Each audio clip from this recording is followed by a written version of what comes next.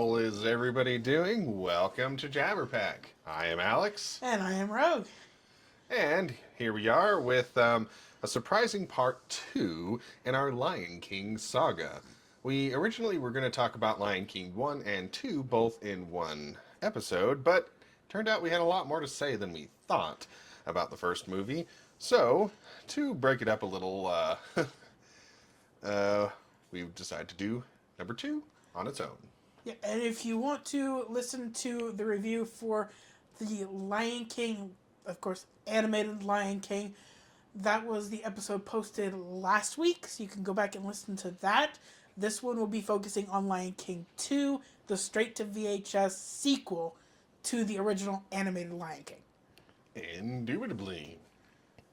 Well, in our last episode, we briefly talked about, Lion King, and we kind of go through this process of talk about the history of the movie and our personal history with the movie, best and worst aspects of it in regards to characters, music, and then sort of our overall feel of the movie, and we'll give it a grade. So that's what we're going to do.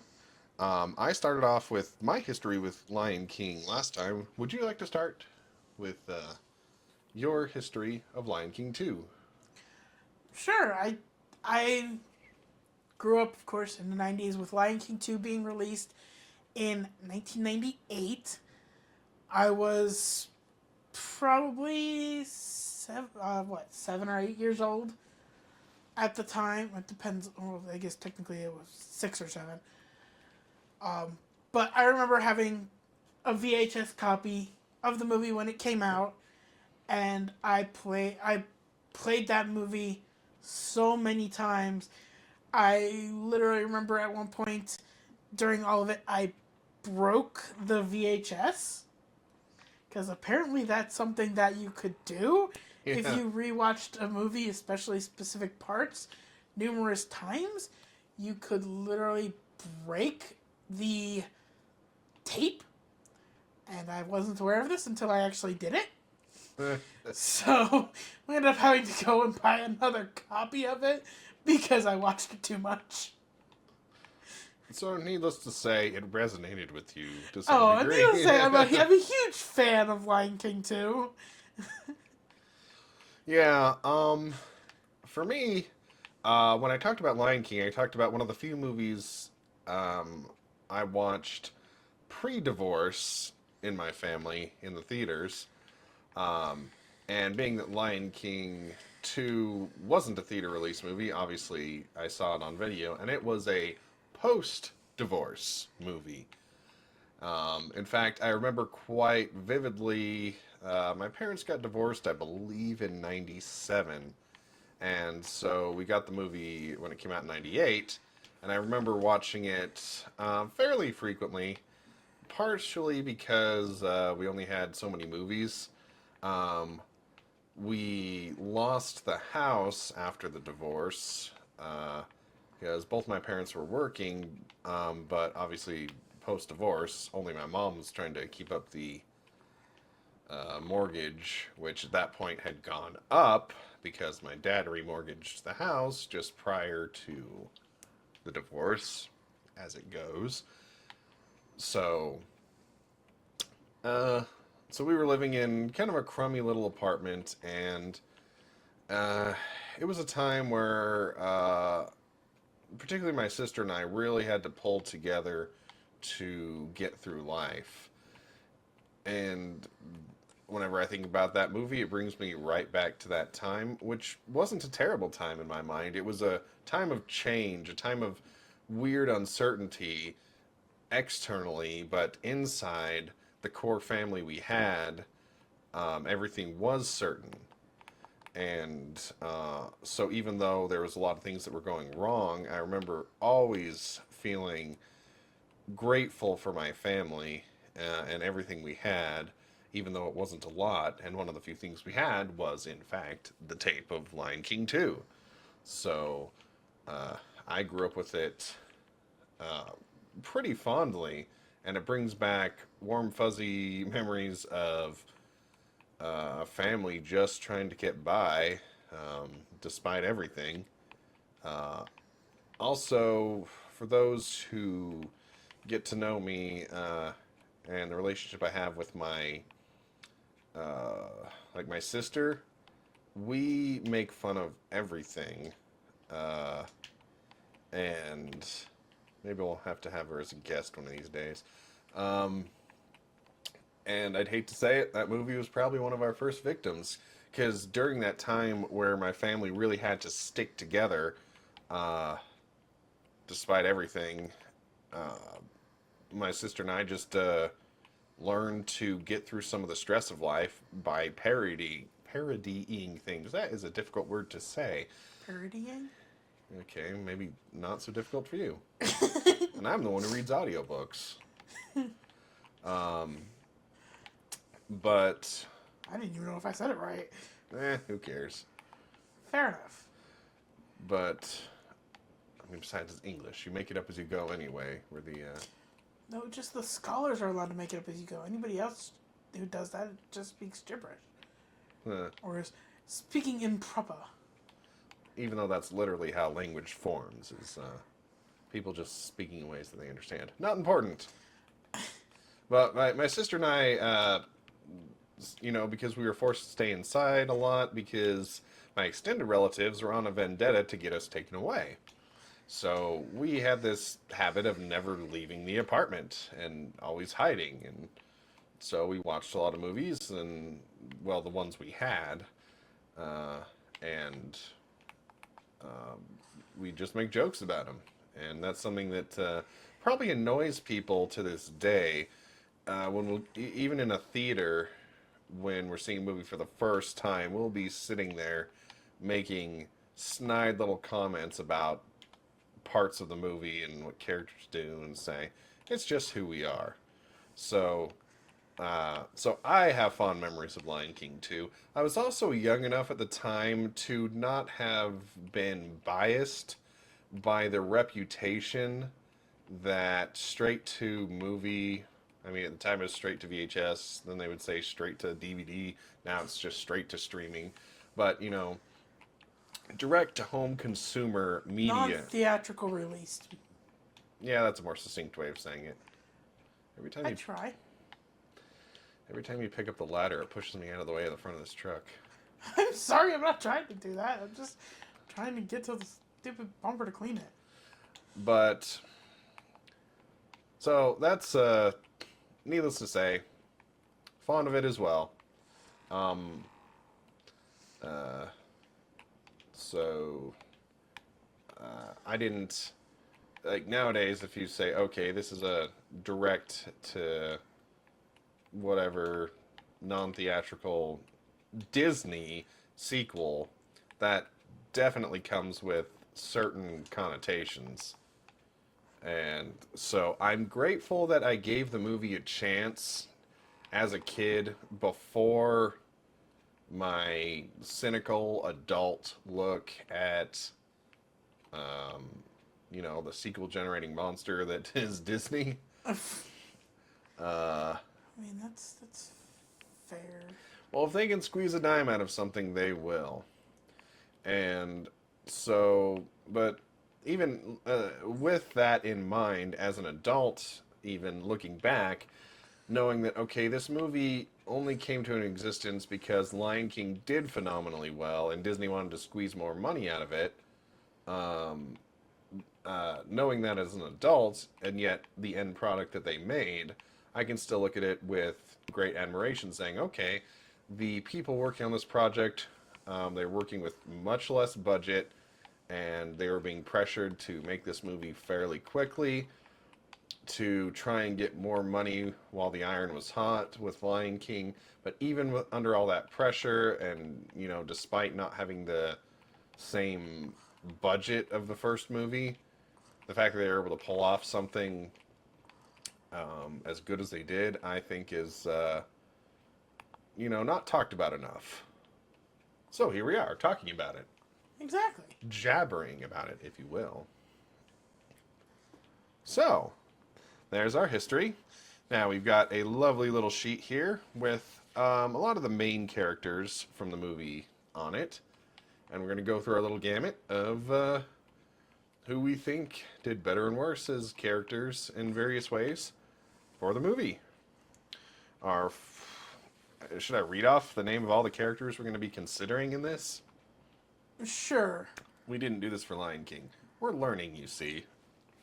So, Lion King 2 characters that we're going to be considering in these questions are Simba, Nala, Timon, Pumbaa, Rafiki, Zazu, Mufasa asterisk, Scar asterisk, Kiara, Kovu, Zira, Vitani, Nuka. Everybody got that? Now, because Lion King 2 definitely is not as popular as the original, I think it's worth doing a brief summary of the movie itself. Spoilers. Do you want to do that? Or want me to do that? Go for it. All right, I will do my best. So, obviously, it takes place after the first movie. I mean, I shouldn't have to say that, but the way Disney has numbered some of their other quote-unquote sequels, you actually do have to specify that. Like, Bambi 2 doesn't take place after, but you know, during Bambi. Not important. But it takes place. Sequels are labeled weird by Disney. It is what it is. Yeah. But, so, obviously it takes place in the Pride Lands during Simba's reign. It starts off, you know, shows that Simba had a daughter. Her name's Kiara. And Simba's got a little bit of overprotectiveness about him, which obviously bugs her because Kiara's rambunctious. She wants to explore, try new things, and Simba's a little less keen on it because, well, he's new to being a parent, and I'm sure a lot of people who are parents can sympathize. But, so through a series of events, you know, Simba continually shows that he doesn't really trust her, but he definitely loves her and wants her to learn and eventually take over running Pride Rock and all that. So, you know, they try to do something similar to Simba and Mufasa, where they show a decent amount of concern and discipline when she does things she's not supposed to, but also showing that he's got a good bond with her. But while all this is going on, you have a set of outsiders known as Outlanders, because they live in the outlands of the Pride Land, who were banished from the Pride Land because they still sided with Scar, even after Scar bit the dust. Spoiler alert. And the leader of these outsiders is named Zira, who has 3 children, Kovu, Vitani, and Nuka. And of these 3, Kovu is by far her favorite. And after a chance encounter between Kiara and Kovu, Zira gets it in her mind that she wants Kovu to infiltrate Pride Rock through Kiara and use that connection to get close to Simba and assassinate him. You know, kids' movie.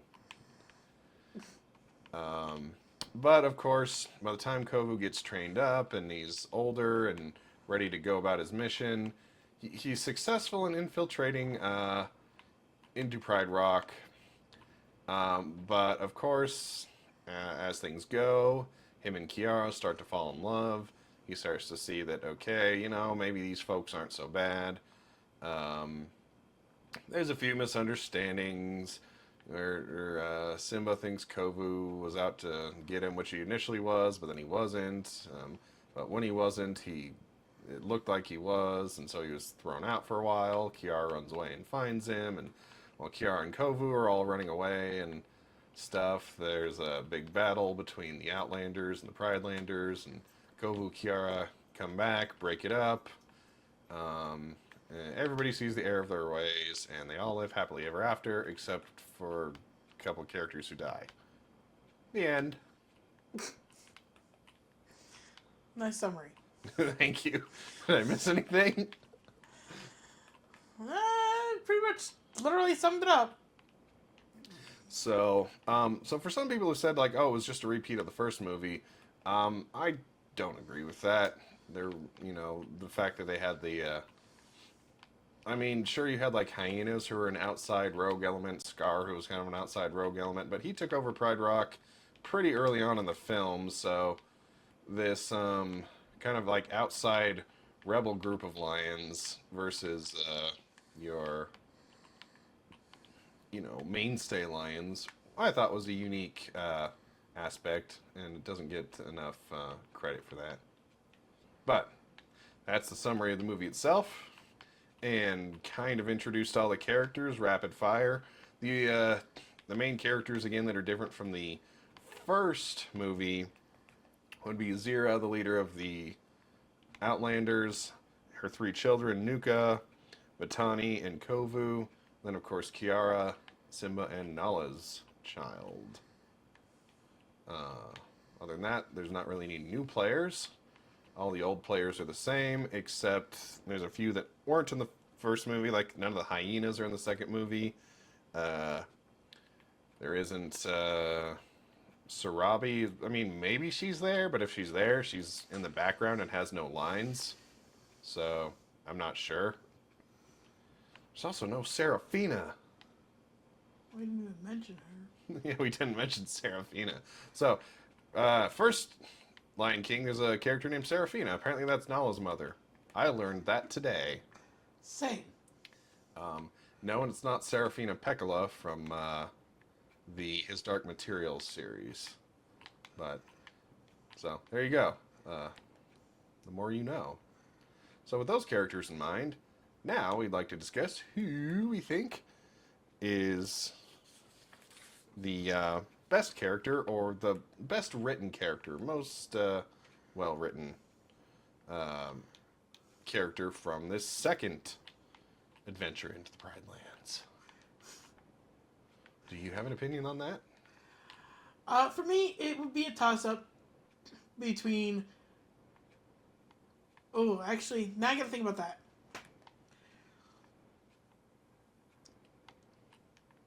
No, it kind of comes down to a tie between three, if I'm being honest. There can be more than one. Because for me, it's a toss-up between Kovu, Kiara, and Vatani. Interesting.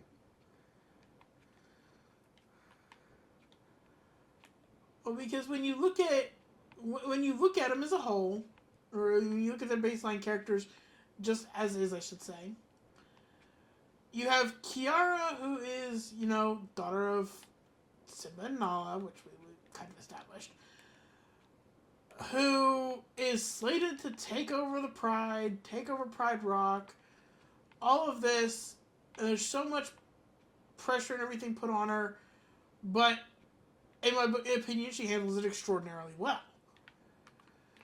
A lot better than her dad gives her credit for. A lot better than her dad gives her credit for, and a lot better than others might think.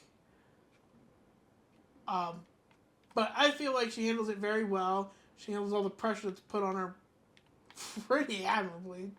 Because let's be honest, the expectations that Simba has for her are slightly insane. Yeah. And at the same time, he doesn't necessarily give her the best tools to succeed. So she has to succeed despite, Simba not giving her the proper room to grow. Yeah, she's very much treated as a princess by Simba, which, understandable to a degree, because technically I guess that's what she's classified as if he's the king. But it hits way too much so on the how she's treated by him. So I do think she's a very well written character for that. You've got Kovu, who was chosen by Scar to be his predecessor, which I find to be a bit of a plot error, but go on. Yeah, well, I'm just going off of what it said in the movie. Yeah, Can't blame me for that. I know. I'll discuss why I think there's a continuity error with that, but go on. Well, there's a lot of reasons Scar wouldn't have existed. I mean, he would have already been dead. Well, I mean, because there's the fact that Scar doesn't have any visible children when Simba comes to take over the Pride Lands. Um, there's the real animal aspect of if Scar did have children, Simba probably would have eaten them. Um, but then there's if you go by uh, the original intent for the movie of Lion King, there's a deleted scene where Scar, just before Nala runs away, in fact, it's the precipitating event that kind of gets her to run away. They brought it back for the Broadway play, where Scar is essentially hitting on Nala. Gross. Because he's like, oh, shoot, I think I need some prodigy. So I should probably pick somebody to be my mate and, start having some cubs. And of course he picks Nala because he's weird and gross that way. That's giving Frollo vibes. Yeah. Again, discussion for another day, but let's just say there's a reason Frollo's a villain. So if you look at the timeline, is it possible that between the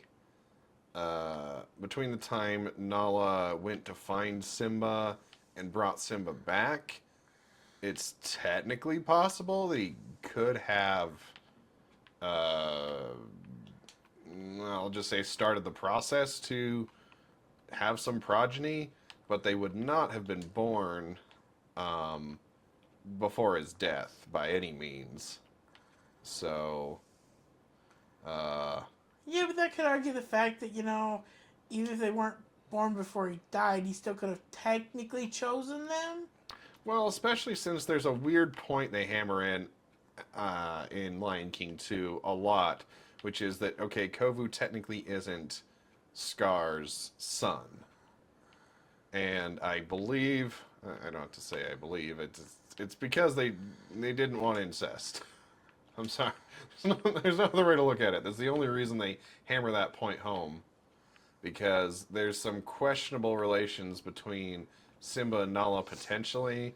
So to dispar that in the sequel, they made it very clear that their two love interests had no relations whatsoever.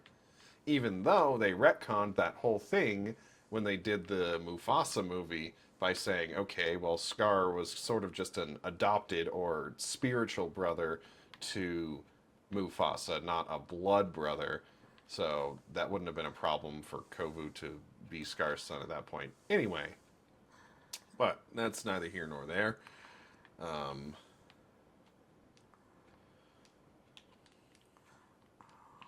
don't know what led to that. I'm not going to lie. I don't know either. But all that having been said, you were saying why you think Kovu was a potentially strong character. Well, somewhat of similar reason that I think Kiara is because you've got Kovu, who is just a kid when all this pressure is put on him to become this, super tough lion who's going to kill Simba and free the Outlanders and allow them to move back to Pride Rock and so on and so forth. And it's one of those... Oh, you're doing the tongue? Yeah, I think we're going after the same stuff. But no, he's...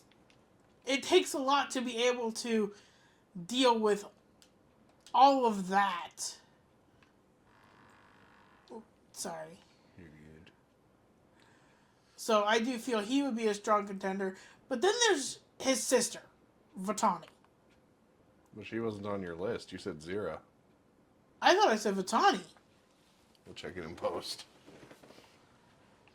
Well, Either way, I meant, even though I did say Zero, I meant Vitani. okay, go on. Because, well, Vitani is, again, it's, I want to say it's Kovu's older sister, because I think Kovu's the youngest. Yeah, I'm pretty sure she's older. So you've got the older sister, who is technically the middle child, the only girl, so she's constantly backburnered by her mother, has to deal with an older and younger brother, an older brother who is jealous of Kovu, and then Kovu, who is the quote-unquote chosen one. And he's probably going to be up under. Nice. So you've got a female lion who's got to deal with her older brother, who is jealous of her the younger brother, a younger brother who gets all their mom's attention, but still is a very strong, independent female character.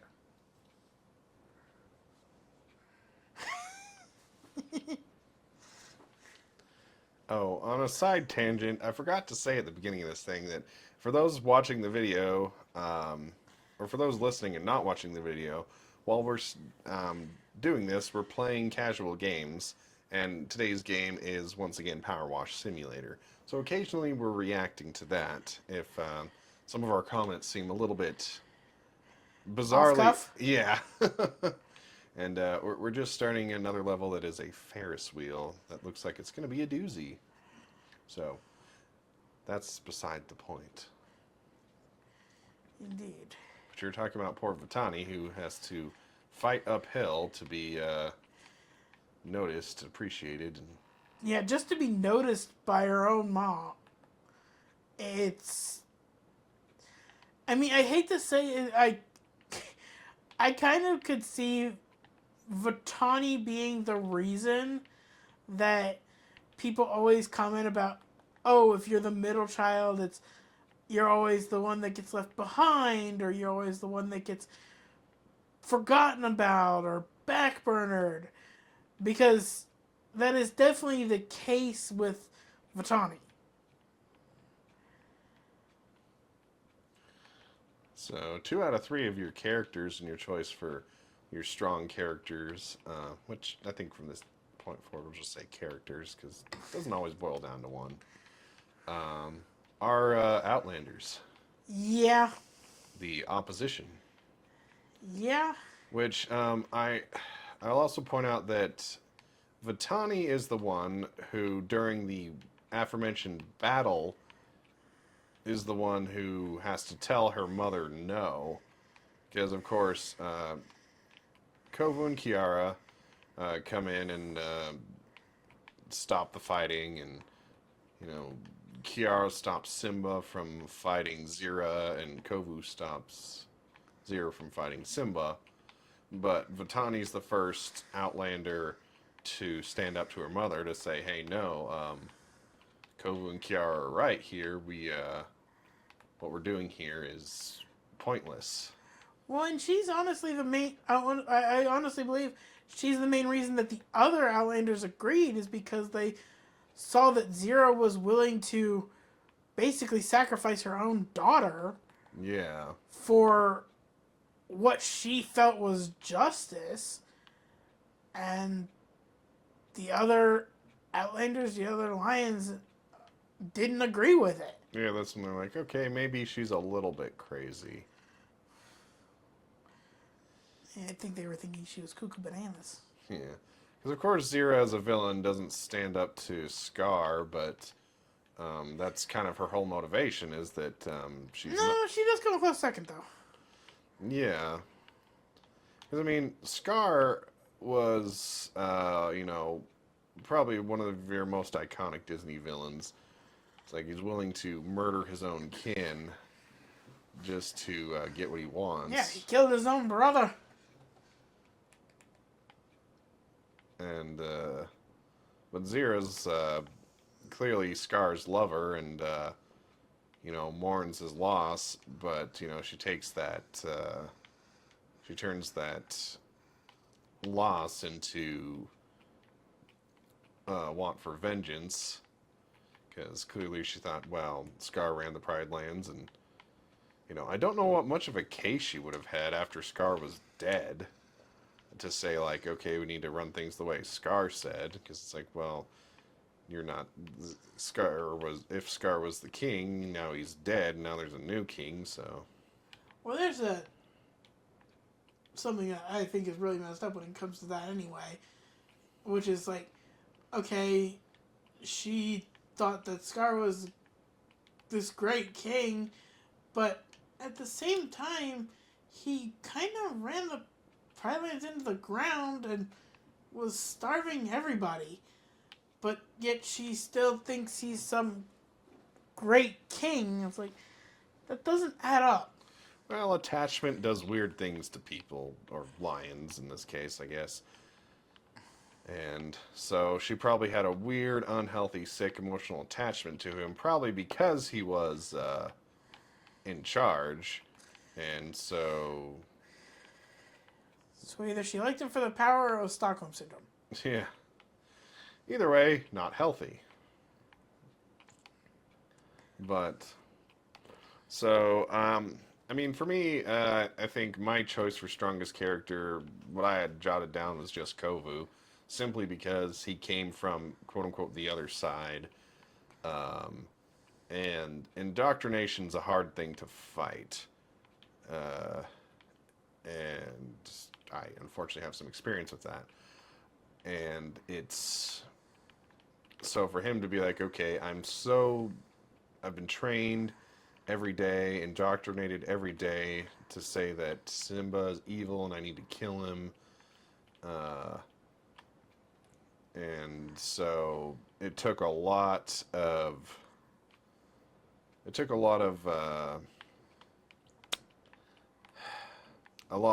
internal change in him to go from, okay, I'm 100% on the bad guy's side here, I'm here to kill you, to be like, oh, hey, you know what? Now I just want to call this whole thing off. Although, now that I sort of hear what you've been saying, I'm a little more Team Vitani as well, because Kovu had the advent of getting a girlfriend out of it, and that's gonna be quite the arm twister in the matter. To be like, oh, I really like this girl, and if I kill her dad, she's probably not gonna... She probably won't like me back as much. So, it could be argued that Vitani had to make the same change as Kovu, fight that indoctrination that was hammered into her every day of her life of, these are the bad guys, and we just need to kill them all, to say, oh, hey, you know what, maybe we don't. She had to make that decision without gaining anything like... without the love interest motivation. Yeah, exactly. So she had to do it on merit alone, and that takes a lot more strength of character. So although I do admire Kovu for changing like that, I do think Vitani's a little stronger of a character because of that. So, on to the weakies. Who are our weak characters from this movie? After you. Rafiki, Timon, Pumbaa, and I wanted to say Simba, but that's not fair, because Simba does go through some changes, but so actually, I won't say Simba at all, because I do think Simba does change, and I would argue he goes through more emotional change in the second movie than he does the first movie. Because in the first movie, I gave him a lot of flack for the fact that he's lived most of his life on Easy Street. And because of that, and what I called Pevensie syndrome, he wasn't super well equipped, in my opinion, to actually run a kingdom, which is maybe one of the reasons why he was so overprotective as a father, because, well, he didn't know what he was doing, and if he had been, raised from birth to actually run a kingdom and prepare to be a kingdom and have children and stuff, he might not be so uncertain about things. And I think that also manifests in how he makes some other decisions, like not listening to those close to him with certain pieces of advice. Like he's not willing to listen to Kiara when she's trying to vouch for Kovu's innocence, simply because he's already made up his mind about him. And in fact, the only purpose Rafiki serves, which is a point you brought up, and I don't know if you want to say it, in the second movie. Oh, the fact that the only... Because... Rewind for a second. I will say, my worst characters or most laziest characters are, honestly, again, just like with Lion King, Zazu and Rafiki. Timon and Pumbaa are close on that list, but not as much so as Zazu and Rafiki. I mean, Zazu barely makes an appearance in the movie at all, so it's easy to kind of count him as useless. And with Rafiki, the only reason he is there is to basically try to, I guess, encourage Simba to give Kovu a chance initially, after Kovu saves Kiara's life, and then to try to force the attraction element between Kovu and Kiara. Right, which is something I left out in my brief summary, and it's why there's an asterisk when I was listing the characters on Mufasa, is because Mufasa is kind of in this movie to a degree, in the sense that Rafiki, kind of being a shaman, has a couple unspoken interactions with him at a certain point in the movie, and then he has one line that emanates from the clouds. Oh, there's also, he's in a flashback dream, Simba has too. I forgot about that. Yeah. Can't forget the flashback dream. So he's technically in the movie to a degree, but he's more of a presence than a character, is the best way I can think of it. Is, yeah. He's there, but he's not there. Yeah. But, James Earl Jones did make some of his voice, so... like I said, and that's also why Scar has an asterisk. I am just mashing up words today. Because, Simba has a dream about Scar killing Mufasa, and then Scar turns into Kovu in the dream, so it's just another way of Simba not trusting him. And so Scar's only line in the movie is him laughing in the dream, which, even though James Earl Jones did reprise his role of Mufasa for the one spoken line, well, actually he has two. Where he's like, Simba, help me, in the dream, and then at the very end of the movie, I think he says, like, what, well done, my son? Yes. Or something like that. But they did not get Jeremy Irons to reprise Scar just for the laughing. That was done by Jim Cummings. For anybody who's curious. Well, but technically Scar makes two appearances then, because he is shown in the reflection of Kovu at a later point in the movie, after Kovu does get a scar that matches Scar's. Yeah.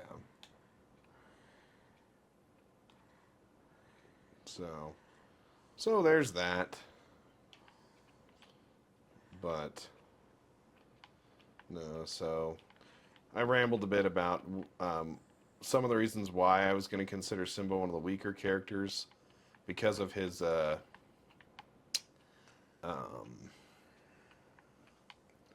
because he wasn't raised to prepare for his role as king or prepare for his role as a father as much as anybody can prepare for that. I think that led to lapses in his judgment and leadership style. But by the end of the movie, he does learn from those mistakes. So I do think he grows. So he's not completely weak from that standpoint. Although, his what I say goes and I'm not going to listen to you leadership style, to me, is a massive form of character weakness. So I'm glad that he eventually overcame it, but he definitely didn't overcome as much as Vitani and Kovu did. So, or even Kiara for that matter, as you were pointing out, because she had to stand up to her dad too, and potentially lose her whole family and all that stuff for standing up for what was right. But Kiara and Kovu both had that whole, getting in a relationship gain for their motivations, whereas Vitani was more just doing the right thing because it was the right thing, so good on her.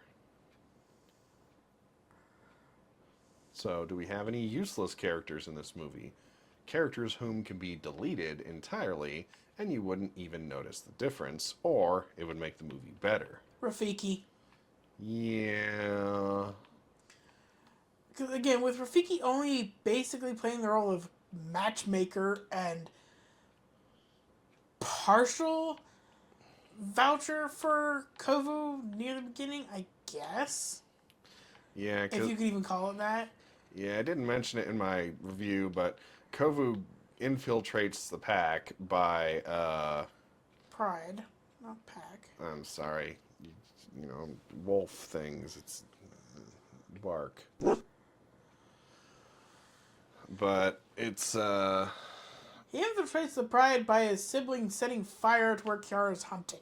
Yeah. So the one time Simba's gonna sort of kind of let Kiara do something on her own, even though he secretly had Timon and Pumbaa spy on her while she's doing it, was Kiara doing her first solo hunt. And during that event, they set fire, and so that Kovu can do a fake rescue. I mean, he really rescues her because the fire's real, mind you, but, the whole point is to make it look like Kovu saved Kiara to, try to get in some good graces to be let in the Pride. And it initially almost doesn't work because, Simba doesn't believe Kovu or whatever, and even Zazu's like, well, you still owe him, but maybe we should just forget that. Which, way to stand up for law.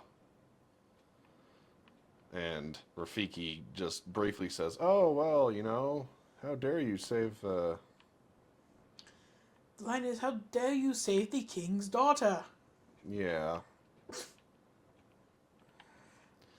So... But it's... I mean, it just sort of seemed out of character for Zazu to not stand up for law and order. So it seemed like they were just kind of forcing a way to have Rafiki have to come in and give an extra little nudge there. So, yeah, could have deleted the monkey and the movie would have been just fine. And then Zazu, again, is kind of just there for pointless extra exposition. Yeah. So, could be better, but not the worst. All right, now to one of my favorites, which is the character or characters you feel the most sorry for in the movie. You go first. Okay. For me, it goes to Nuka. So, Nuka is a character who's Kovu's brother. And because Kovu is the pet favorite child of his mother, Nuka's always super looked down on. And his main motivation, which again doesn't make him a particularly strong character, hence why he didn't make that particular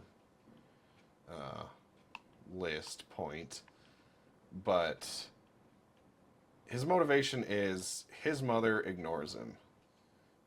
And his main purpose in life, from her standpoint, is to watch out for Kovu. Make sure Kovu doesn't get hurt, and do everything possible to make Kovu succeed. And so, clearly he's driven by a lot of jealousy. It sucks to be shadowed by somebody who's a favorite. Because if anybody out there had a favorite sibling, it can be annoying because usually the favorite can do no wrong in the parents' eyes. Every success the favorite does is over-amplified, overpraised, and no amount of success from one of the lesser children, if you want to call them that, can ever amount to any monicum of success the favorite has. And so, Nuka's spending his entire life just trying to get his mother's attention, saying, hey, I can succeed, I can do great things if you just give me a chance, but she never will. Presumably because Scar chose Kovu to be his logical successor.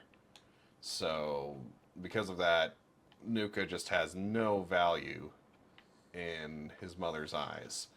And in fact, spoiler alert, he dies because he's trying to impress his mother. In a scene where the Outlanders try to ambush and kill Simba, Kovu's on the good side at this point, but Simba doesn't believe him. They corner him, and in the process of trying to kill Simba, Simba gets away, but Nuka gets killed. Nuka gets nuked. Poor Nuka. Yeah, and so because, I just feel bad that he basically spent his entire life trying to gain the affection of somebody who was never going to reciprocate it, never going to validate him, and, he died for that. So, whether or not that makes him a strong character, not really, because his motivations are pretty simple, but it does make me feel bad for him. No, I definitely agree that Nuka would be the one I feel most sorry for. Nuka and Vitani. Vitani for reasons that also make her a strong character. Also makes it so I do feel sorry for her, because again, you've got a sibling that's pushed aside for the sake of the favorite, who just has to learn to live with that and can't change it no matter what they do. And then I also have to look at I feel sorry for Vitani, because she not only has to go through all of that, which makes her a strong character, but the fact that she lost one of her brothers just because their mother couldn't see his worth. Yeah. That has got to be tough on anybody. Yeah. And I think the only reason I feel more sorry for...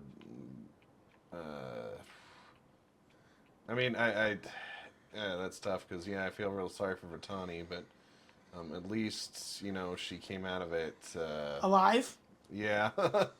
To put it simply. But I do think of everybody in the movie, she suffers the most while gaining the least. Because of the Outlanders who live, she doesn't gain, she doesn't gain a relationship. And she has to deal with the loss of her mother and brother. Yeah. Forgot about the whole mother dying part. Oh, yeah. Zero dies too. Spoilers. Spoiler, yeah. Whole thing's full of spoilers. That's just the way it is. Although they weren't brave enough to go with their original cut which is because it comes to Zero dies in a scene where after the big fight, Kovu and Kiara convince everybody not to fight, but of course Zira's still crazy and zealous and won't accept that, so she's still trying to fight, and it leads to a scene where she's hanging on for dear life over a cliff, and Kiara tries to save her, and she falls to her death into a river. But in the original concept, which the only reason it's not this way in the movie is just because they cut it too soon, is Zero refusing Kiara's help and deliberately letting herself fall to her death. Which, drives the message home of Zero's zealousness and her fixation on her one goal in life. And if she can't have that goal, then there's no reason for her to live, and she'd rather die than accept help from somebody she sees as the absolute enemy. So I think it's a strong message, but Disney thought it was just a little too dark, so they decided to just kind of make it look like she just slipped and fell by cutting that shot. Though if you look at the shot while she's falling, she has a smile on her face. So, there's still a little bit of that in there, but just not as quite as explicit. Well, and they did keep it to a degree because they do have her swatting Kiara's paw away when Kiara tries to help her. Yeah, they still cut the exact scene where she lets go on purpose, but... Well... But, the implication's still there to a degree if you read it good enough. But, anyway, fun stuff. Just like in the original Balto, Steel hangs himself. Not on purpose, but he dies. But that's not important. That's a different movie. Yeah, getting off topic. Yeah. Anyway, where were we? Well, least sorry for. Is there a character you don't feel sorry for much? I'd have to say Simba. Yep, that's the one that came to my mind. Because again, when I was talking about Simba's growth as a character, it's much greater in this movie than the first one, I think, because, again, he suffers from Pevensie syndrome, which, if you're not familiar, is a term I just made up. So, of course, you're not familiar with it. Which is referring to somebody who's basically just been handed royalty on a silver platter with royalty or other great power on a silver platter with no formal training. And, based on the Chronicles of Narnia, where the Pevensie children just get handed a kingdom, basically just for showing up because there was a prophecy. Great for them. So Simba gets a kingdom in a day of work, after a life of sloth, because he dethrones his uncle. Excellent. But that makes him not really qualified for the job. And another deeper aspect to the Pevensie part of Pevensie syndrome is shown in the second Chronicles of Narnia movie, where the Pevensie children, particularly Peter, make a big tactical blunder in trying to raid this castle, and it goes terribly. And that wasn't in the book, but I appreciated it in the movie because it showed, hey, if you are kind of just handed power and praised as this wonderful king in peacetime, that doesn't necessarily make you the best candidate to make tactical decisions in wartime. So they just added that scene to make the movie more action-packed for a summer release. But I appreciated it from the storytelling standpoint of, hey, maybe giving people all the privilege with none of the qualifications can have ramifications. And I kind of see that in Simba, which, to expand on what you were saying, is why I also feel the least sorry for him, because he doesn't really lose anything You know, he's worried at one point he might lose Kiara, but most of the time he's just kind of a rude, controlling parent to Jerk. her. Yeah. And everything works out great for him in the end, which is something I call another term I just made up in my head, Jake Sully syndrome. It's one of the problems I had with the movie Avatar. I mean, maybe it's different now. I haven't even seen the third one, but it's like if you're anybody but him in that movie, your life sucks. But for him, everything's great. It's all gains for him.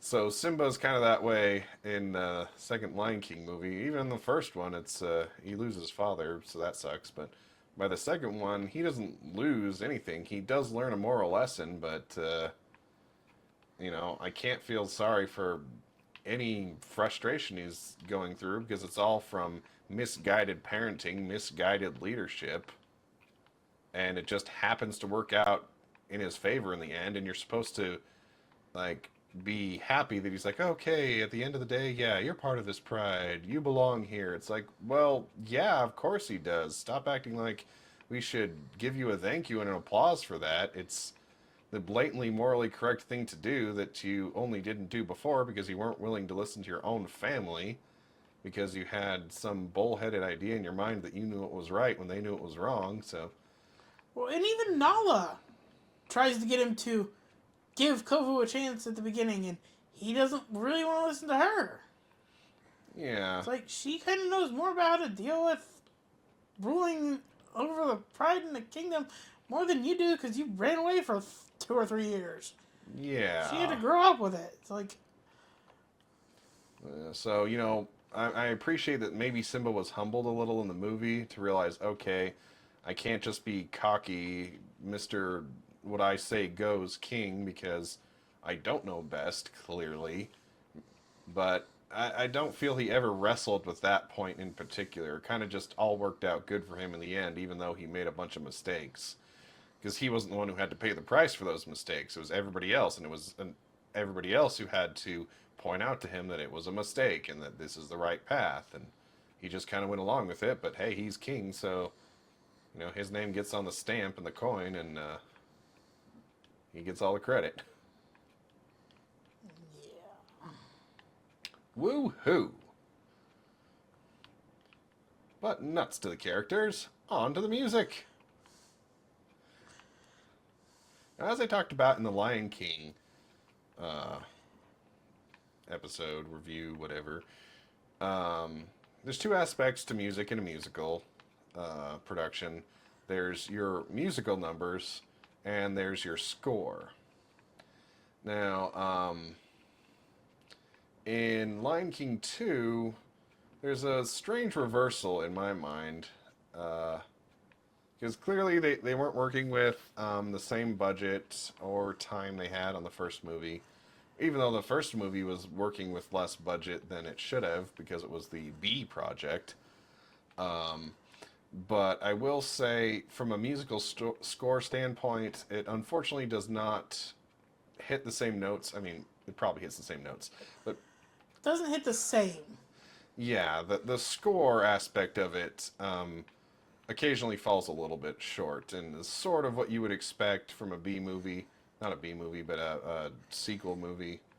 But, you know, they were doing the best they could with it. But where the movie really shines is in most of its musical numbers. And I would say on average, and this is a hot take, a controversial opinion, I think Lion King 2 has less stinker musical numbers than the original. I would agree. I'm going to fall off this Ferris wheel. In fact, I'm going to fall off this Ferris wheel. Lion King 2, in my I fell off opinion... the Ferris wheel. Well, don't fall off the Ferris wheel. Too late. Okay, well. But in my opinion, Lion King 2 only has one. No, I agree.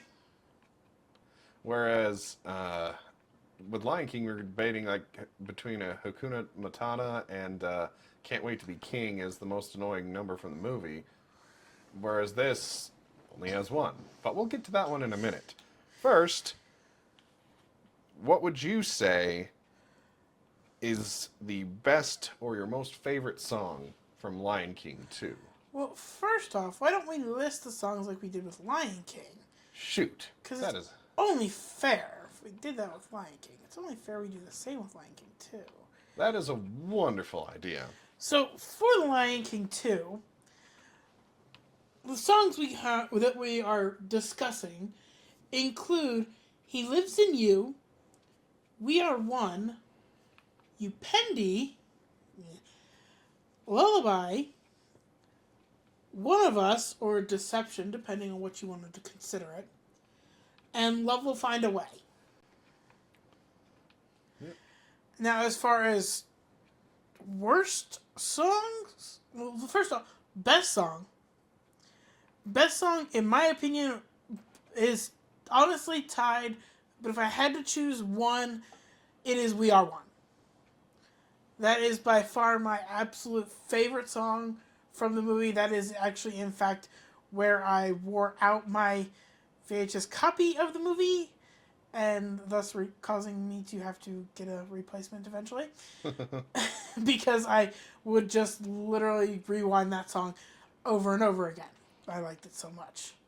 Oh, you don't say. Again, we were talking back before you could just go onto like Amazon Music or Spotify or Pandora and listen to a song on repeat.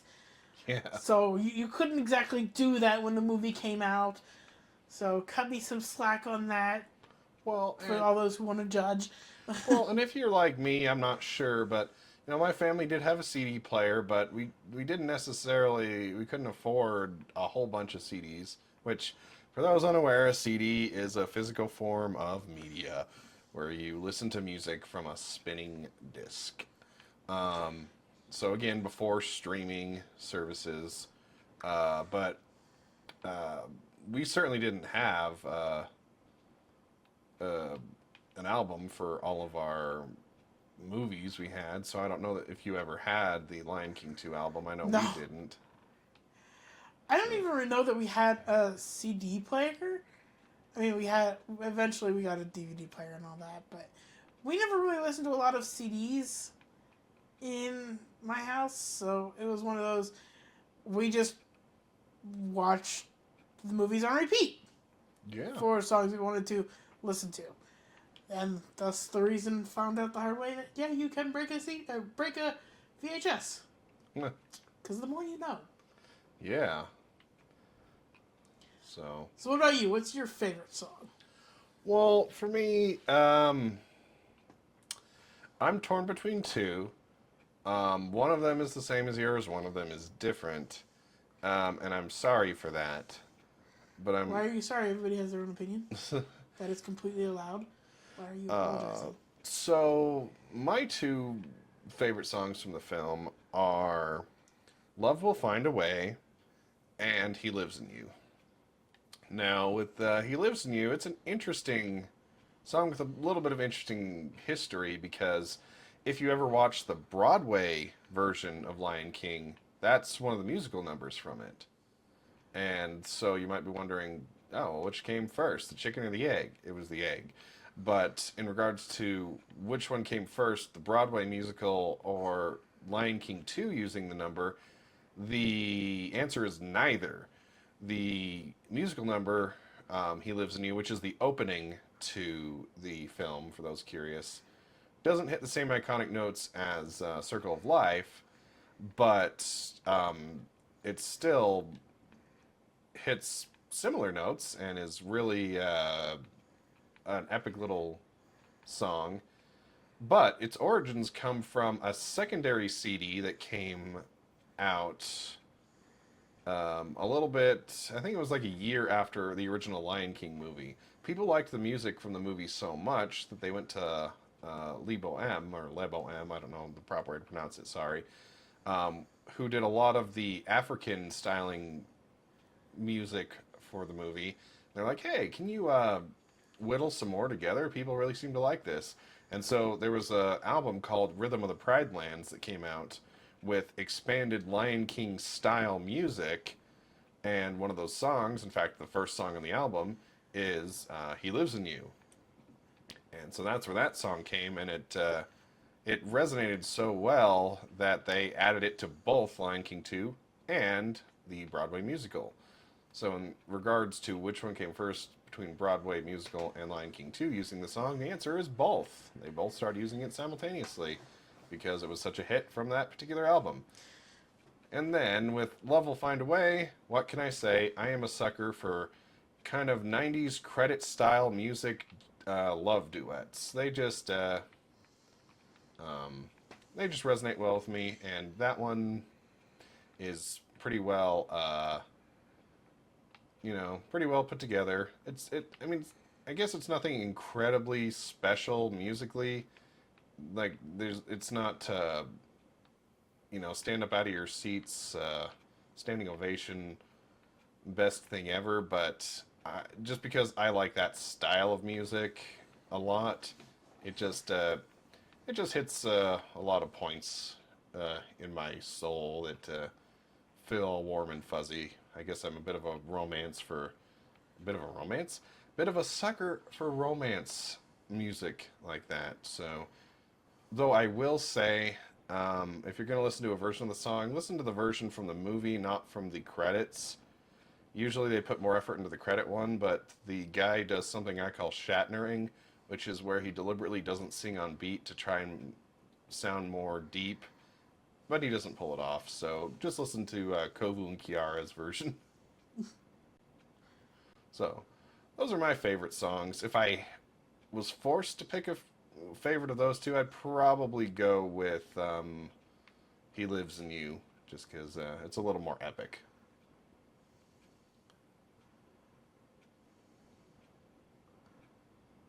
Fair enough. But I think we've been dying to talk about the stinker of the film.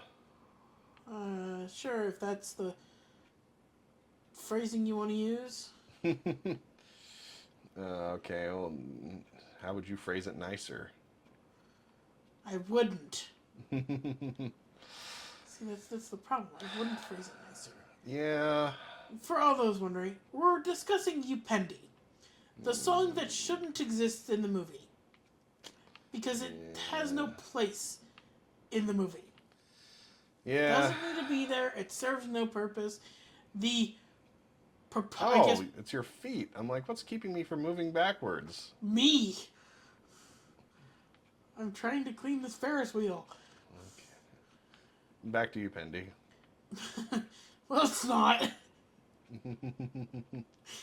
Upendi only serves as a song to try and force the attraction more so between Kovu and Kiara, which, if you've seen the movie, it isn't necessary. You could cut that song out just like they cut out Morning Report from Lion King, and Good the movie decision. would be better for it.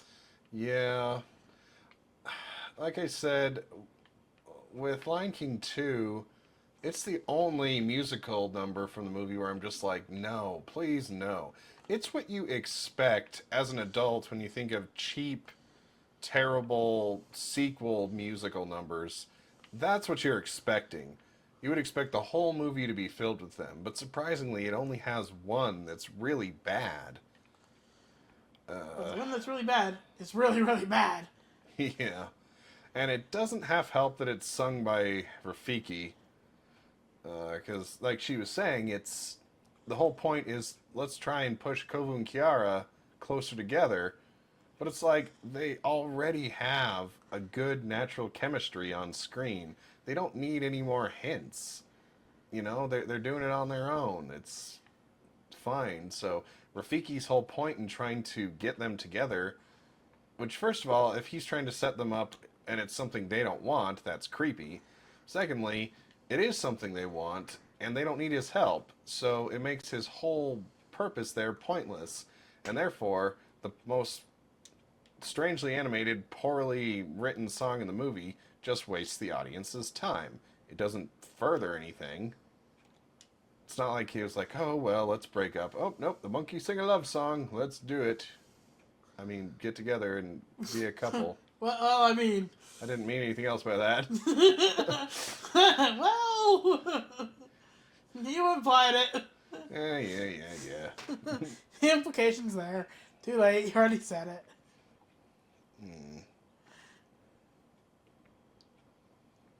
Sorry. You good? Yes. I was just changing my expression. Indeed. So, we've probably beat that enough, but uh, it's just a shame because, like I said, for it being a straight-to-home movie sequel, you would expect that kind of energy from all of the music, all of the production. But that's the only time. I can't say it's the only time. It's one of the only times in the movie where I feel like, okay, yeah, I'm definitely watching a lower budget sequel. Because some people trash the animation that it's not quite as good as the first movie, but it, the budget was so much lower. I'm not going to can it for that. And I think with what they did, most of the time it doesn't show as much as you would think. Sure, now that we have bigger TVs with higher resolutions, it's easier to tell during some of the scenes, but in large part, for me, it Well, it's doesn't. easier to tell if you're actually looking for it. Well, and I'm not going to knock something for having a lower budget if it tells a good story. It's kind of like anime. People say, "Do you like anime?" I don't know. It depends on the story. I'm not going to say, "Oh, I'm going to judge something being intrinsically good or bad just based on the animation itself." It's does it tell a good story? Because if the animation's not as, grade A studio, if they still use it to, not waste the audience's time, then I'd say it's good. Whereas, we've seen plenty of examples of big budget movies with grade A animation that are terrible, that do waste audiences' time. So I'm not going to knock a movie for not having most top of the line animation. But there's two times in Lion King 2 where I do feel like it forces you to say, okay, this is a sequel, a lower budget sequel. And one is Upendi, 100%. Oh yeah. And it's the most blaring. The other is occasionally some of the slapstick hits as a little more, Questionable. just a little more like lowbrow, trying to entertain kids. And whenever it jumps to just trying to entertain kids while ignoring the adults, to me that's like, okay, that's a cheap shot trying to entertain kids, and you're alienating your adult audience. And sometimes when they make cheap movies, they don't care. They're just like, okay, we're just entertaining kids, whatever. Which, don't diss kids that way, because kids are smarter than you think. But if you're ever deliberately just saying, okay, here's a really dumb joke just because we think the kids think it's funny, then I'm like, yeah. And I can only think of two offhand. One is the fart joke in the final battle, and then the some of the slapstick in the rhino chase scene. For me, hits is very, you know, it's showing its sequel-ism. Yeah. Well, for me, just honestly, I'd say, but Timon and Pumbaa's whole attitude Fair. shows sequelism. Yeah, that's very fair. And both of the scenes I just referenced are Timon and Pumbaa centric scenes, so that's saying a lot. So Yeah, because the way they did just Timon and Pumbaa as a whole in the second movie is just makes it a lot worse. yeah. And whether you think that's them doing an injustice to those characters, or if you think those characters as a whole do an injustice to the plot, that's to each to That's debate. That's up for debate. Yeah. But that's all right. So, you've already said our next topic, which is the most rewatchable parts of the movie. the best parts that are worth watching again and again. Apparently, go check out We Are One. which, if we didn't say so before, is a song sung between Simba and Kiara. Yes, it's one of the very. It's the. It's just. It is the second song of the film, and it to me is kind of. I want to say one of the catalysts for majority of the plot for the movie. Is Simba trying to explain to his daughter that, yeah, they're all the same. They are one. They are one group, one, however you want to put it. And yet, throughout the entirety of the movie, it's like he forgets he said that. Yeah, a little bit of a hypocrite there, buddy. Well, it's a father protecting his daughter gives him some maybe redemption. Question mark. Yeah, but I said some. hmm. Not a lot, because let's be honest, there's not a whole lot redeeming him if he's just a jerk. Yeah, but again, it kind of shows that that not quite fit to be king. I mean, that sounds rude, but you know, him trying to bestow wisdom when he himself is uncertain about things. Which that's not to say you can't pass on wisdom when you have uncertainties in life. We all have uncertainties, but it's the attitude of like, okay, I have the right answer here, and I'm giving it to you. When I'm using that same wisdom to make terrible decisions and contradict what I'm telling you. Like, oh yeah, we're one, we're family, we're We're one, we're alike, we're the same. but your opinion doesn't matter. So, we're one when it's convenient for me. Oh, it's like we're one, we're alike, we're all the same, but they don't count because they're different. Yeah. So. Because that's essentially what he's telling her when it comes to the Outlanders is, oh yeah, we're all the same, we're all one, we're all similar, but they don't count because they're Outlanders. And we live at Pride Rock. So that makes us better. Yeah. So, yeah, and Simba's not looking his best in this movie, but maybe that's why I think it shows he has more legitimate growth in the first movie. Because in the first movie, he does the right thing, he beats the bad guy, gets the pride back, but, that's still, doesn't make up for a lifetime of not being there for them and not being, prepared for his role as a king. And I think that manifests itself quite nicely. Saying he should have listened to his uncle's song more? Yes, he should have been prepared. Sorry, I had to. I mean, but at least I'd like to believe Simba took the advice of some of the lionesses, which, clearly women know how to run the joint because,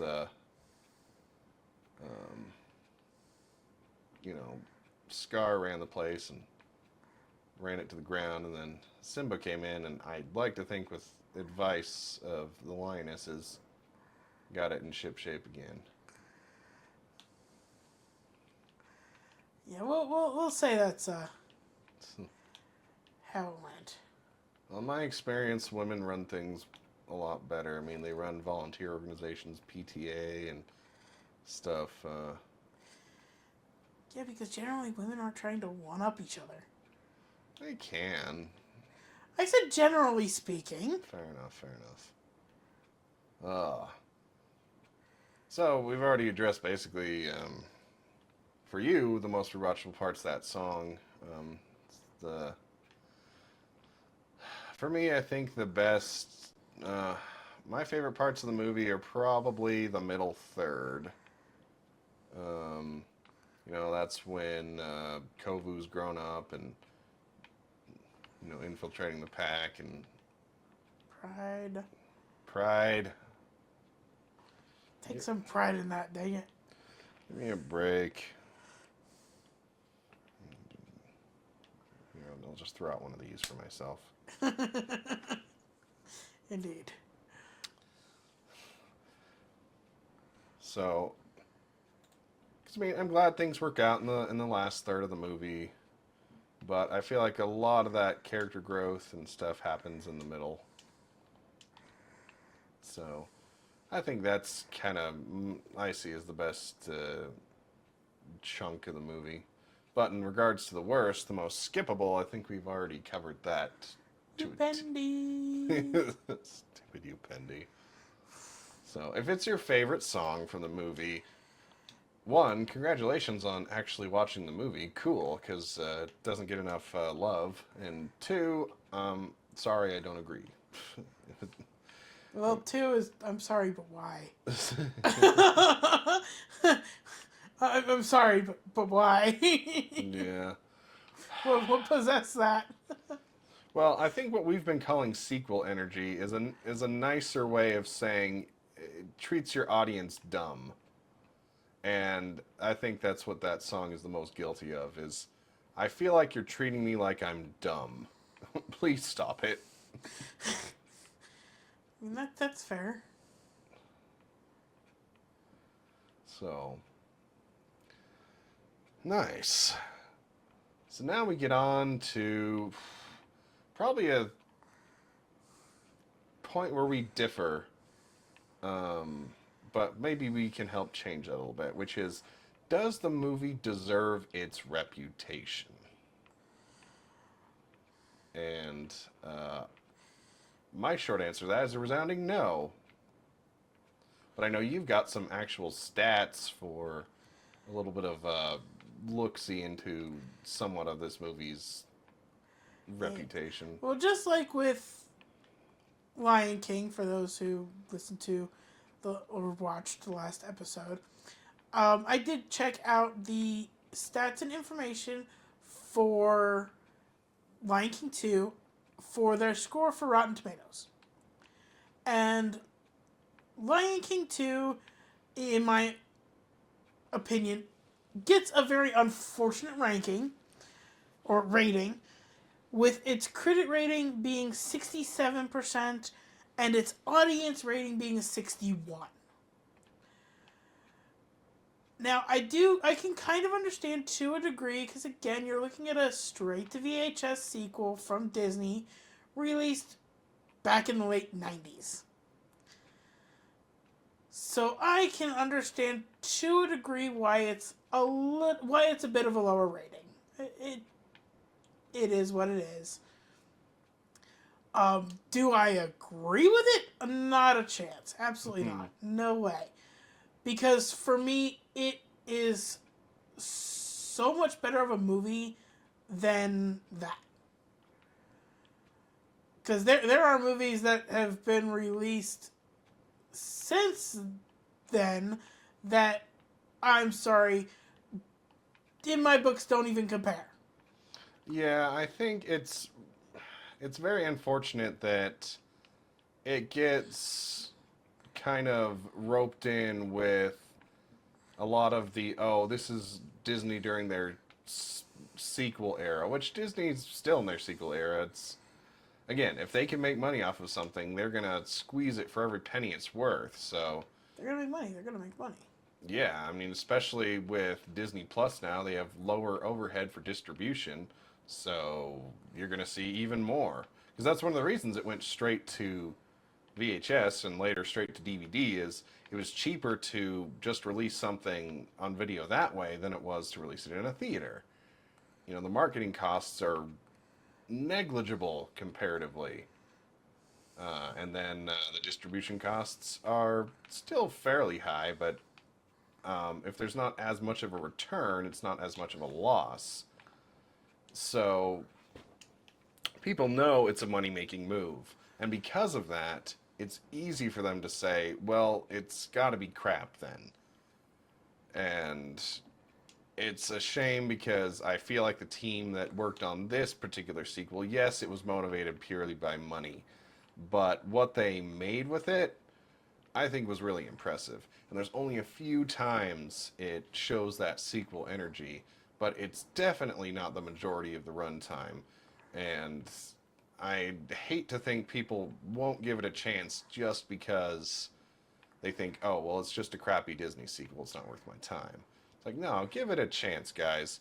Are there crappy Disney sequels out there? Absolutely. Well, it's Disney.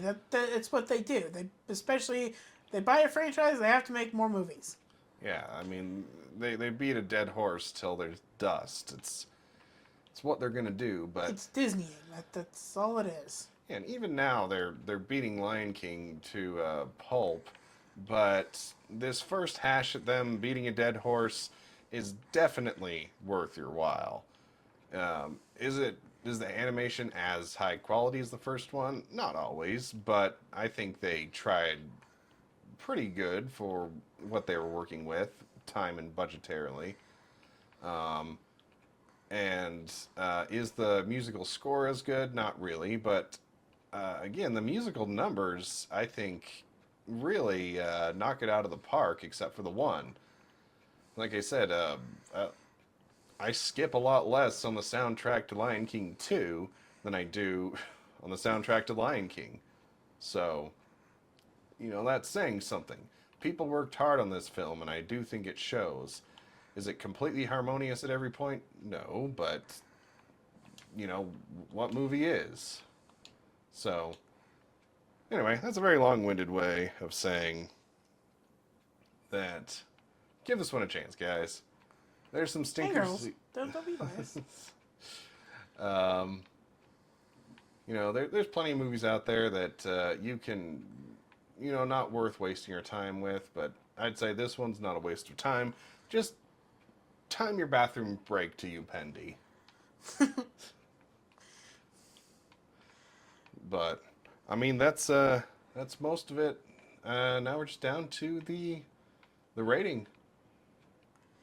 I'll let you go first on this one. Ha. All right. I'll let you go first on this one. Well, we talked about our rating system in our last one, so I'll do a quick overview. It's partially based on the ice cream sizes at Cold Stone. So we've got S to F. In descending order, we got gotta have it, love it, like it, tolerate it, annoyed by it, and hate it, respectively. So S, gotta have it, means absolute favorite, can watch it a million times and still be happy to watch it again. Love it, A, is, happy to watch it anytime, but not necessarily a favorite. B, you like it, you'll watch it once in a while and have fun with it, but it's good to sit on a shelf for a while. C, tolerate it. You watch it if nothing else is on and you can sit through it. And then D, annoyed by it. You'll watch it if you're forced to, by like friends, family, or for an assignment. And F is you hate it, absolutely avoid it at all costs.